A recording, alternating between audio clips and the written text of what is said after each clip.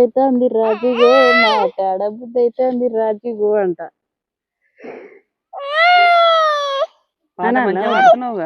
అన్నా చిట్టి వద్దా? నీ ప్లాన్ ఎరికే, నీ ప్లాన్ తెలుసు నాకు, తెలుసు తెలుసు. చిట్టి హాయ్ చెప్పమ్మా. చిట్టికి ఏం కావాలంట అంటే ఇప్పుడు మైక్ మైక్ కావాలంట. మంజులనేమో సరిగా చిన్నగా మాట్లాడుతుంది, అసలు మంజుల మాట్లాడింది వినపడదు అంటారు కదా, అందుకే మైక్ పెడితే చిట్టికి కావాలంట ఆ మైక్.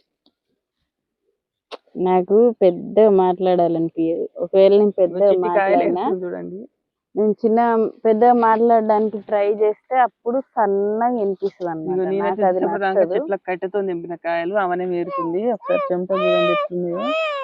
మరి అమ్మో కాయ తీసుకొని కొడుతున్నాను.